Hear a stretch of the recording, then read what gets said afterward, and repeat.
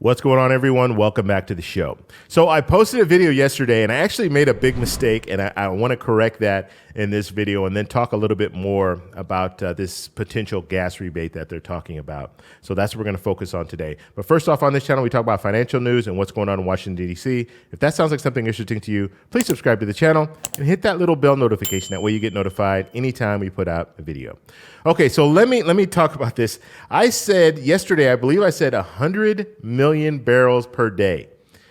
It was 1 million barrels per day for 6 months, so 180 million barrels total. Okay, so let me correct that right now.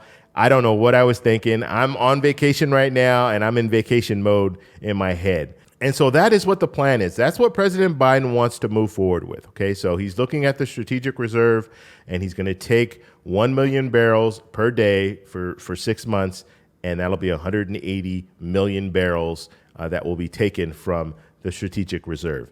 And so that is the plan. Now, that hopefully will bring gas prices down. Now, economists are saying that it's not going to bring it down that much. And so we're not looking at anything drastic. I think the average right now gas price is about $4.22 or somewhere around that neighborhood. We might see it drop under $4, just under $4, but that's about it. So it's not going to drop drastically. And so other things need to be done, and we know that already. And so Speaker Pelosi yesterday, she was talking about this gas rebate. She was actually in support of this gas rebate, in favor of the gas rebate over the tax holiday, which is good because that's what they were talking about moving forward with. The Biden administration, they were using that as something that they're looking into, this tax holiday where they would waive taxes on oil. But the only problem with waiving the taxes on oil is that will benefit the oil industry, and it would be up to the oil industry to drop the prices.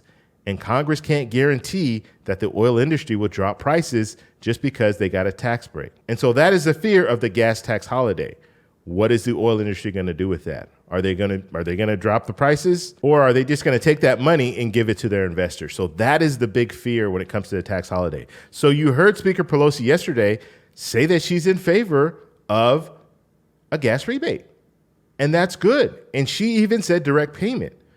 And so I don't know how they would roll this out, what they're going to do. No one knows yet. So, and this is not anything that it hasn't gone anywhere yet. Okay, so let's go through the process real quick because I have had some people ask me, when are we going to get this gas rebate?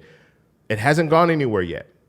So what we're looking at right now is we're looking at the Speaker of the House saying that she's in favor of a gas rebate or a gas voucher or something similar to that, some type of a direct payment to the American people. And so what needs to happen now is they need to put pen to paper so you know exactly what they want to move forward with when it comes to a gas rebate.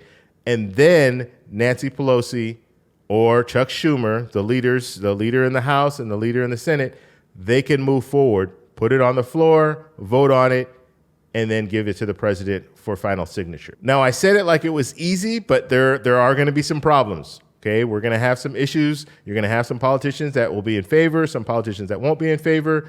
So we'll have to see how this plays out. But when it comes down to it, and what will probably happen too is if they move forward with some type of a gas rebate or a gas voucher, they're going to probably want to put different things in there as well. They're going to want to have a larger package. And so that's something else that we'll be looking at too. Are they going to try to add a child tax credit to this? Are they going to try to add some other things to this? We don't know at this point. And so for right now, all they're doing is talking, okay?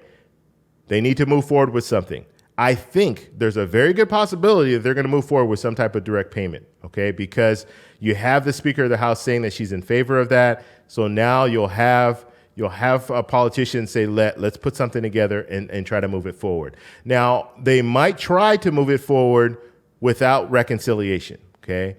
And we'll have to see if reconciliation would even work in this matter. But they will probably try to move it forward without reconciliation, which would mean in the Senate, they're going to need 60 votes. And so you're going to need at least 10 Senate Republicans to vote for this in order for it to pass.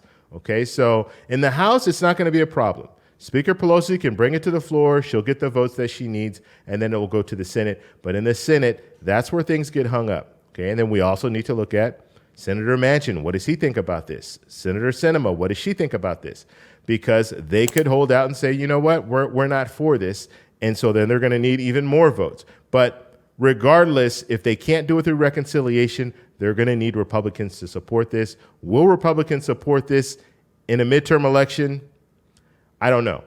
It might not be as easy as we think. So we're going to have to see. But they would have to face the American people and say, yeah, you know what? Gas prices are high, but there are other ways that we can bring it down, and we're not going to give you any type of a gas rebate or anything like that. Senator Manchin might also come out and say, look, inflation's too high. We don't want to give this gas rebate. We don't want to give this direct payment because gas prices might stay at that level, right? That's always the danger, because we know oil prices are set globally. So just because we're doing something in the U.S. doesn't mean it's going to bring down those gas prices. There's no guarantee that will happen. And so we're just going to have to follow this whole story and see where it goes. But I wanted to make that correction because that was a huge mistake on my part. 100 million barrels per day. No. 1 million barrels per day for 6 months, 180 million barrels in 6 months. So that is the plan. I want to know if you guys have any questions about this, so post them down below. If you like this video, please give me a thumbs up. Please subscribe for more, and I'll talk to you in the next one. Bye.